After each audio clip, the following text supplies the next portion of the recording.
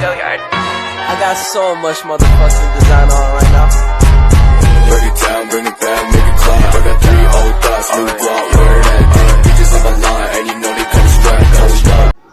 Assalamualaikum warahmatullahi wabarakatuh. Perkenalkan, nama saya Yunda Laila dari kelas 10 Farmasi akan mempresentasikan klasifikasi bentuk sediaan obat.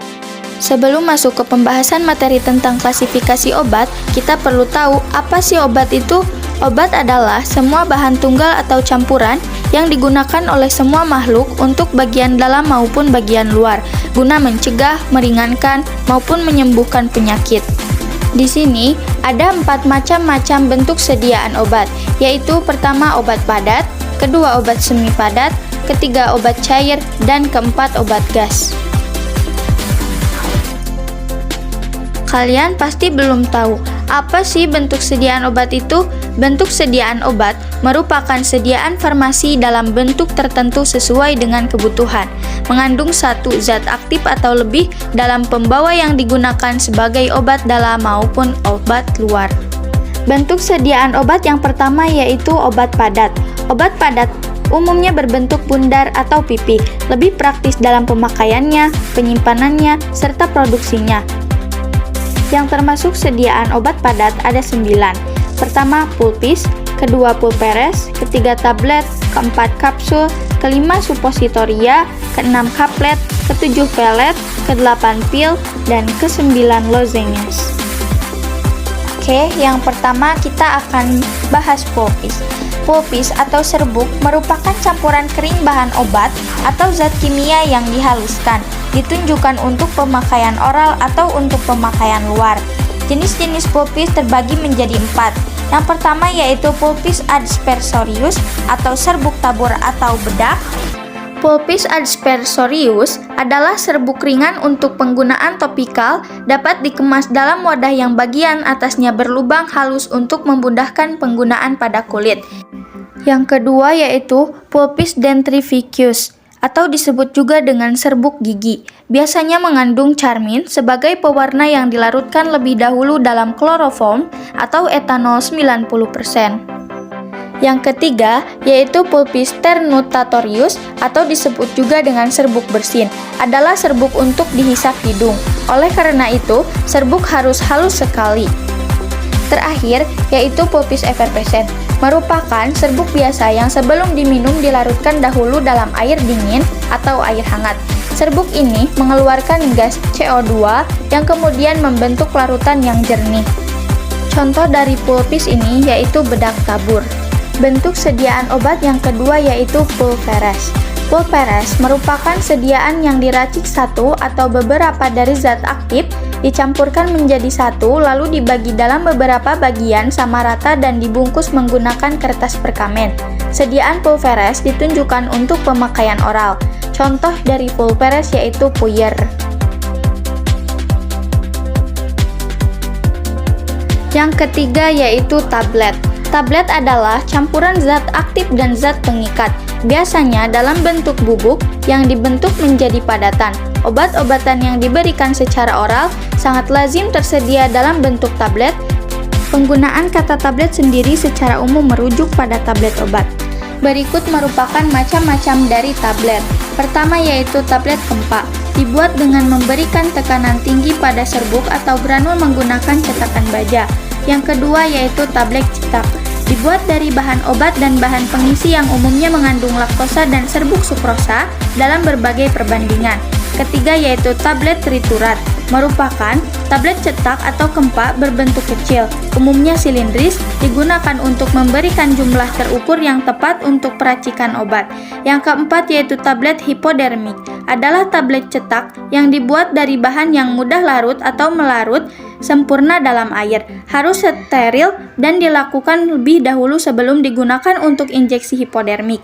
Selanjutnya yaitu tablet sublingual, digunakan dengan cara meletakkan tablet di bawah lidah sehingga zat aktif diserap secara langsung melalui mukosa mulut. Kemudian tablet bukal, digunakan dengan cara meletakkan tablet di antara pipi dan gusi sehingga zat aktif diserap secara langsung melalui mukosa mulut. Dan tablet efervescens. Tablet efervescens dibuat dengan cara dikempak. Terakhir yaitu tablet kunyah, dimaksudkan untuk dikunyah, meninggalkan residu dengan rasa enak dalam rongga mulut. Diformulasikan untuk anak-anak, terutama formulasi multivitamin, antasida, dan antibiotik tertentu. Bentuk sediaan obat yang selanjutnya yaitu kapsul. Kapsul merupakan bentuk sediaan padat yang terbungkus dalam suatu cangkang keras atau lunak yang dapat larut. Kapsul terbagi menjadi dua, yaitu pertama kapsul keras. Kapsul gelatin cangkang keras adalah sediaan padat yang terdiri dari obat dalam cangkang keras atau lunak yang dapat larut. Kapsul gelatin cangkang keras terbuat dari gelatin berkekuatan gel relatif tinggi. Yang kedua yaitu kapsul lunak atau soft capsule, berisi bahan obat berupa minyak atau larutan obat dalam minyak. Selanjutnya yaitu suppositoria. Suppositoria adalah bentuk sediaan yang digunakan untuk memberikan obat dengan cara dimasukkan ke dalam lubang tubuh di mana ia larut atau meleleh untuk memberikan efek lokal atau sistemik. Macam-macam dari suppositoria ada 3. Pertama, suppositoria rektal. Suppositoria rektal masuk ke tubuh Anda melalui anus atau rektum. Yang kedua yaitu suppositoria vagina. Suppositoria vagina merupakan obat padat berbentuk lonjong yang dimasukkan melalui vagina. Yang ketiga yaitu suppositoria uretra. Suppositoria uretra merupakan saluran yang mengalirkan urin dari kandung kemih keluar tubuh. Bentuk sediaan obat yang selanjutnya yaitu kaplet. Kaplet merupakan tablet yang dibungkus dengan lapisan gula dan berwarna menarik yang berguna dalam menjaga kelembapan serta kontaminasi ketika di lambung. Kendati demikian, ada beberapa kaplet yang tidak dilapisi selaput, persis seperti tablet, akan tetapi berbentuk panjang atau lonjong menyerupai kapsul. Selanjutnya yaitu pil. Pil merupakan sediaan obat yang memiliki bentuk standar dengan ukuran yang relatif kecil dengan variasi pil seperti granule, pilule, dan boli. Terakhir yaitu lozenges. Lozenges merupakan sediaan padat yang mengandung satu atau lebih bahan obat, biasanya diberikan peningkat atau pemanis yang dirancang untuk melarut atau terdisintegrasi atau hancur secara perlahan-lahan dalam mulut. Penggunaannya dihisap agar kuman di daerah mulut terpapar dengan obat ini dalam waktu yang lebih lama. Selanjutnya, kita masuk pada pembahasan obat semi padat. Apa sih obat semi padat itu? Obat semi padat merupakan sediaan semi solid atau setengah padat, ditunjukkan pada pemakaian topikal pada kulit atau selaput lendir. Yang termasuk sediaan obat semi padat yaitu salep, krim, pasta, gel, dan linimentum. Pertama, kita akan membahas salep terlebih dahulu. Salep atau Urguenta menurut Farmakope Indonesia edisi ketiga adalah sediaan setengah padat yang mudah dioleskan dan digunakan sebagai obat luar. Bahan obat harus larut atau terdispersi homogen ke dalam dasar salep yang cocok. Selanjutnya yaitu pasta. Pasta merupakan sediaan semi padat yang mengandung satu atau lebih bahan obat yang ditunjukkan untuk pemakaian topikal. Kelebihan pasta dibanding sediaan topikal yang lain yaitu bahan obat dalam sediaan pasta lebih melekat pada kulit sehingga meningkatkan daya kerja lokal. Konsentrasi pasta lebih kental dari salep dan daya absorpsi pasta lebih besar dan kurang berlemak dibandingkan dengan sediaan salep. Bahan dasar pasta yang sering dipakai adalah vaselin, lanolin, adepslanae, unguentum simplex, minyak lemak, dan parafin liquid.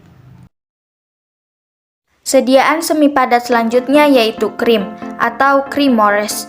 Krim adalah bentuk sediaan setengah padat berupa emulsi yang mengandung satu atau lebih bahan obat terlarut atau terdispersi dalam bahan dasar yang sesuai. Mengandung air tidak kurang dari 60%. Stabilitas krim akan rusak jika sistem campurannya terganggu oleh perubahan suhu dan perubahan komposisi karena adanya penambahan salah satu fase secara berlebihan. Yang keempat yaitu linimentum. Linimentum adalah sediaan cair atau kental, mengandung analgetik dan zat yang mempunyai sifat rubefacient untuk melemaskan otot atau menghangatkan. Digunakan sebagai obat luar yang dioleskan pada kulit menggunakan kain flanel dan diurut. Linimentum tidak boleh digunakan untuk kulit yang luka atau lecet. Bahan dasar yang sering dipakai yaitu lanolin, emulgid, dan sera. Sediaan semi padat yang terakhir yaitu gel. Gel yang kadang disebut jelly merupakan sistem semi padat terdiri atas suspensi yang dibuat dari partikel anorganik yang kecil atau molekul organik yang besar, terpenetrasi oleh suatu cairan. Gel dapat diberikan untuk penggunaan topikal atau dimasukkan ke dalam lubang tubuh. Maka, untuk penyimpanannya dalam wadah tertutup baik, dalam botol mulut lebar terlindung dari cahaya, dan di tempat sejuk. Sediaan bentuk obat yang ketiga yaitu obat cair. Obat cair merupakan sediaan cair yang mengandung satu atau lebih zat kimia yang dapat larut. Biasanya dilarutkan dalam air yang karena bahan-bahannya, cara peracikannya, atau penggunaannya tidak dimasukkan dalam golongan produk lainnya. Yang termasuk sediaan obat sediaan cair yaitu larutan, sirup, eliksir, gutae atau obat tetes, injeksi, enema, gargarisma, suspensi, emulsi, dan infusa. The first is larutan atau solusiones. Menurut Farmakope Indonesia edisi 4, solusiones atau larutan adalah sediaan cair yang mengandung satu atau lebih zat kimia yang terlarut. Larutan terbagi menjadi dua, yaitu larutan langsung atau direct. Yang kedua yaitu larutan tidak langsung atau indirect. Larutan langsung merupakan larutan yang terjadi karena semata-mata peristiwa fisika, bukan peristiwa kimia. Larutan tidak langsung adalah larutan yang terjadi semata-mata karena peristiwa kimia, bukan peristiwa fisika. Kemudian, sediaan cair yang selanjutnya yaitu sirup. Sirup adalah larutan oral yang mengandung sukrosa atau gula lain yang berkadar tinggi, atau sirup simplex adalah sirup yang hampir jenuh dengan sukrosa. Kadar sukrosa dalam sirup adalah 64-66 kecuali dinyatakan lain. Keuntungan obat dalam sediaan ini yaitu merupakan campuran yang homogen, dosis dapat diubah-ubah dalam pembuatan, obat lebih mudah diabsorpsi, mempunyai rasa manis, mudah diberi bau-bauan dan warna sehingga menimbulkan daya tarik untuk anak-anak, membantu pasien yang dapat kesulitan dalam menelan obat. Di sini terdapat 3 macam sirup. Pertama yaitu sirup simplex, mengandung 65% gula dan larutan nipagin 0,25%, bobot atau volumenya 2. Kedua yaitu sirup obat, mengandung satu atau lebih jenis obat dengan atau tanpa zat tambahan dan digunakan untuk pengobatan. Yang ketiga yaitu sirup pewangi, tidak mengandung obat tetapi mengandung zat pewangi atau penyedap lain. Tujuannya, pengembangan sirup ini adalah untuk menutupi rasa tidak enak dan bau obat yang tidak enak. Sediaan cair yang selanjutnya yaitu eliksir. Eliksir adalah larutan oral yang mengandung etanol 90% yang berfungsi sebagai kosolven atau pelarut dan untuk mempertinggi kelarutan obat. Ada yang menyebutkan juga bahwa eliksir adalah sediaan berupa larutan yang mempunyai rasa dan bau sedap, mengandung selain obat dan juga zat tambahan seperti gula dan atau pemanis lainnya, zat warna, zat wewangi, dan zat pengawet. Digunakan sebagai obat dalam, sebagai pelarut utama digunakan etanol yang dimaksudkan untuk meningkatkan kelarutan obat. Yang selanjutnya yaitu gutae atau obat tetes, merupakan sediaan cair berupa larutan, emulsi atau suspensi yang jika tidak dinyatakan lain dimaksudkan untuk obat dalam. Digunakan dengan cara meneteskan menggunakan penetes yang menghasilkan tetesan setara dengan tetesan yang dihasilkan penetes baku yang disebutkan dalam Farmakope Indonesia. Macam-macam gutae atau obat tetes, pertama yaitu gutae oris atau obat tetes mulut. Obat tetes yang digunakan untuk mulut dengan cara mengencerkan lebih dahulu dengan air untuk dikumur-kumurkan, tidak untuk ditelan. Yang kedua yaitu gutae nasales atau tetes hidung, adalah sediaan cairan farmasi berupa obat tetes yang digunakan untuk rongga hidung. Akan tetapi, pada saat ini kebanyakan beralih pada sediaan spray nasales menyerupai inhaler. Ketiga yaitu gutae urisulares atau tetes telinga, adalah sediaan cairan farmasi berupa obat tetes yang digunakan untuk rongga telinga. Dengan cairan pembawa yang digunakan harus memiliki kekentalan yang dapat mudah menempel pada rongga telinga, umumnya menggunakan gliserin atau propylenglikol. Terakhir yaitu gutae ophthalmisiae atau tetes mata, adalah sediaan cairan farmasi berupa obat tetes yang digunakan untuk mata, memiliki syarat jernih, isotonis, dan isohiltris. Bentuk sediaan cair selanjutnya yaitu injeksi. Sediaan injeksi merupakan sediaan steril berupa larutan, emulsi, suspensi, atau serbuk yang harus dilarutkan atau disuspensikan sebelum digunakan secara parental. Suntikan baik dengan cara menembus atau merobek jaringan ke dalam atau melalui kulit atau selaput lendir. Macam-macam dari injeksi. Pertama, injeksi subkutan. Dilakukan dengan menyuntikkan obat ke jaringan lemak di bawah kulit. Bisa dibilang ini adalah salah satu cara penyuntikan yang lebih mudah dibandingkan yang lain. Kedua yaitu intramuskular. Adalah metode yang paling umum dalam menyuntikkan vaksin. Namun, beberapa obat juga bisa disuntikan dengan cara intramuskular. Cara penyuntikan intramuskular berarti menyuntikkan obat ke dalam otot. Mengingat letak otot lebih dalam dibandingkan jaringan lemak, dibutuhkan jarum yang lebih panjang untuk cara pemberian obat ini. Ketiga yaitu injeksi intravena, merupakan cara penyuntikan dengan memasukkan jarum langsung ke pembuluh darah atau vena. Infus merupakan cara memasukkan obat atau cairan secara intravena. Keempat yaitu rute pemberian obat secara intrakeral. Dilakukan dengan penyuntikan obat ke antara ruas tulang-tulang belakang bagian bawah. Obat nantinya akan disuntikan ke ruang di sekitar sumsum tulang belakang. Cara ini diambil jika obat yang disuntikan perlu segera bekerja untuk otot, sumsum tulang belakang atau selaput otak. Yang selanjutnya yaitu enema. Enema adalah cairan yang pemakaiannya melalui rektum dan kolon yang digunakan untuk membersihkan atau menghasilkan efek terapi setempat atau sistemik.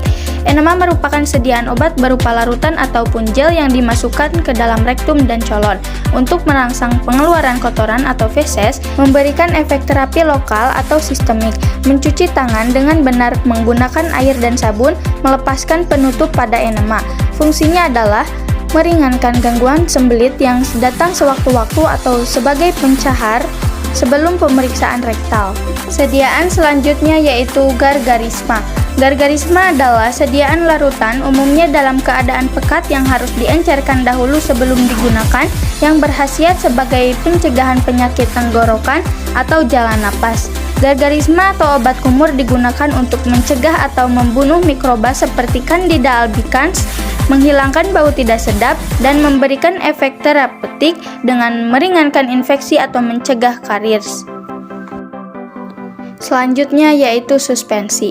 Menurut Pharmacope Indonesia edisi kelima, suspensi adalah sediaan cair yang mengandung partikel padat tidak larut yang terdispersi dalam fase cair. Faktanya memang hampir 70% obat yang ada di pasaran tidak larut dalam air. Suspensi adalah suatu bentuk sediaan yang mengandung bahan obat padat dalam bentuk halus dan tidak larut, terdispersi dalam cairan pembawa dan merupakan sistem heterogen yang terdiri dari dua fase. Suspensi ada beberapa macam loh, diantaranya yaitu 1. Suspensi oral adalah sediaan cair yang mengandung partikel padat dalam bentuk halus yang terdispersi dalam fase cair dengan bahan pengaroma yang sesuai yang ditunjukkan untuk penggunaan oral. Beberapa suspensi yang diberi etiket sebagai susu atau magma termasuk dalam kategori ini. Kedua yaitu suspensi topikal adalah sediaan cair yang mengandung partikel padat dalam bentuk halus yang terdispersi dalam pembawa cair yang ditunjukkan untuk penggunaan pada kulit.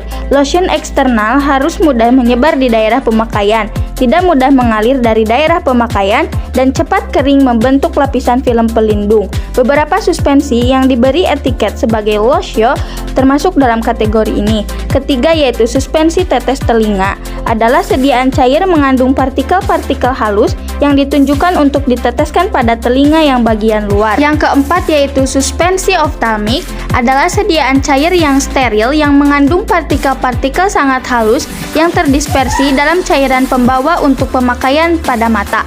Obat dalam suspensi harus dalam bentuk termikronisasi agar tidak menimbulkan iritasi atau goresan pada kornea. Selanjutnya yaitu suspensi untuk injeksi adalah sediaan cair steril berupa suspensi serbuk dalam medium cair yang sesuai dan tidak boleh menyumbat jarum suntiknya atau syringeability, serta tidak disuntikan secara intravena atau ke dalam larutan spinal. Terakhir yaitu suspensi untuk injeksi terkonstitusi adalah sediaan padat kering dengan bahan pembawa yang sesuai untuk membentuk larutan yang memenuhi semua persyaratan untuk suspensi steril setelah penambahan bahan pembawa yang sesuai. Sediaan cair selanjutnya yaitu emulsi. Emulsi adalah sediaan berupa campuran terdiri dari dua fase cairan dalam sistem dispersi. Fase cairan yang satu terdispersi sangat halus dan merata dalam fase cairan lainnya. Umumnya dimantapkan oleh zat pengemulsi. Emulsi berasal dari kata emulgeo yang artinya menyerupai susu, dan warna emulsi memang putih seperti susu. Terakhir yaitu infusa. Infusa adalah sediaan cair yang dibuat dengan mengekstraksi Simplicia nabati dengan air pada suhu 90 derajat Celcius selama 15 menit atau anonim 1995. Infudasi merupakan proses penyaringan yang umumnya digunakan untuk menyaring zat kandungan aktif yang larut dalam air dari bahan-bahan nabati. Dan sediaan bentuk obat yang keempat atau terakhir yaitu obat gas. Bentuk sediaan obat gas ada dua, satu aerosol, kedua yaitu oksigen. Pertama yaitu aerosol. Menurut Farmakope Indonesia edisi ketiga, aerosol adalah sediaan yang mengandung satu atau lebih zat berkhasiat dalam wadah yang diberi tekanan, berisi propelan atau campuran propelan yang cukup untuk memancarkan isinya hingga habis. Dapat digunakan untuk obat luar atau obat dalam dengan menggunakan propelan yang cocok. Jika digunakan sebagai obat dalam atau secara inhalasi, aerosol dilengkapi dengan pengatur dosis. Aerosol boleh mengandung bahan pen suspensi, emulgator, dan pelarut pembantu. Aerosol merupakan dalam wadah bertekanan di mana bahan aktif atau obat dikeluarkan melalui sistem katup yang sesuai. Yang kedua yaitu oksigen. Oksigen merupakan salah satu gas yang terdapat di udara bebas yang memiliki peran penting untuk kelangsungan hidup. Oksigen merupakan salah satu bahan yang diperlukan untuk menghasilkan energi oleh sel tubuh kita. Tanpa oksigen, organ-organ tubuh kita tidak dapat berfungsi dengan baik. Selanjutnya yaitu cara penggunaan atau cara pemberian obat. Cara penggunaan obat yang pertama yaitu oral atau minum langsung. Rute pemberian obat secara oral biasanya dilakukan untuk obat-obatan dalam bentuk sirup, cair, tablet, kapsul, maupun tablet kunyah. Pemberian obat secara oral paling sering digunakan karena mudah dan murah. Obat yang diminum secara oral biasanya akan diserap di usus kecil dan menuju organ hati, sebelum akhirnya disebarkan ke seluruh tubuh untuk menuju target pengobatan. Oleh karena melalui saluran pencernaan, hal ini tentu juga akan memengaruhi proses penyerapan obat lain atau makanan. Itu sebabnya, beberapa obat disarankan untuk diminum saat perut kosong atau sebelum makan, dan beberapa lainnya setelah makan. Cara penggunaan yang kedua yaitu suntikan atau parenteral. Obat yang diberikan dengan cara injeksi memiliki dosis yang lebih kecil dibandingkan obat yang dikonsumsi secara oral. Hal ini karena obat tidak melalui proses penyerapan terlebih dahulu di sistem pencernaan untuk mencapai pembuluh darah dan diedarkan ke seluruh tubuh. Sebagaimana dilansir dari ulasan Medication Routes of Administration, pemberian obat lewat injeksi terbagi atas beberapa cara, yakni 1 intravena, 2 intramuskular, ketiga subkutan, dan 4 intrakeral yang telah saya jelaskan tadi di bagian injeksi. Cara penggunaan obat yang selanjutnya yaitu sublingual dan bukal. Pemberian obat secara sublingual dilakukan dengan meletakkan obat di bawah lidah, sedangkan bukal meletakkan obat di antara gusi dan pipi bagian dalam. Obat yang diletakkan di bawah lidah ataupun di antara pipi nantinya akan terserap ke pembuluh darah kapiler di rongga mulut. Cara ini membuat obat menyerap ke tubuh lebih cepat dibandingkan oral karena mempersingkat perjalanan obat, yakni tidak melalui proses pencernaan. Namun, kebanyakan obat tidak diberikan dengan cara sublingual atau bukal karena mungkin tidak dapat diserap sempurna. Salah satu obat yang umum diberikan dengan cara ini adalah nitrogliserin untuk meredakan angina. Selanjutnya yaitu topikal. Rute pemberian obat secara topikal dilakukan dengan mengoleskan obat ke kulit atau jaringan mukosa. Umumnya, obat oles diresepkan untuk mengobati masalah kulit yang tampak seperti psoriasis, eksim, ruam, atau kulit kering.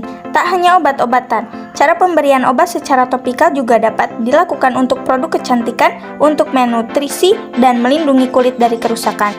beberapa jenis sediaan obat topikal atau oles yang umumnya Anda temui, antara lain seperti salep, cream lotion, bedak, ataupun gel. Selanjutnya yaitu suppositoria atau rektal. Suppositoria adalah cara pemberian obat melalui rektal atau anus. Pemberian obat secara suppositoria memungkinkan obat langsung terserap tubuh dan bekerja lebih cepat karena tidak perlu melalui saluran pencernaan. Untuk beberapa kondisi, cara ini dinilai lebih efektif dibanding minum obat secara oral. Pemberian obat secara rektal dapat diberikan dalam beberapa kondisi, seperti mengatasi sembelit pada anak, mengalami mual hebat, hendak atau baru saja menjalani operasi, atau memiliki masalah kesulitan menelan. Selain itu, ada juga cara dengan vaginal, yang dapat berupa tablet, krim, atau gel yang dimasukkan melalui vagina. Kemudian okular, berupa obat tetes mata ataupun salep mata. Para tenaga medis kerap menyebut jalur pemberian topikal. Kemudian obat tetes telinga, nasal, seperti obat semprot hidung untuk mengatasi masalah di rongga hidung. Terakhir yaitu inhalasi atau dihirup, dilakukan dengan mengubah obat menjadi partikel yang sangat kecil agar dapat terhirup dan masuk ke paru-paru. Itulah klasifikasi bentuk obat dan klasifikasi cara penggunaan obat. Sekian presentasi dari saya, semoga bermanfaat. Assalamualaikum warahmatullahi wabarakatuh.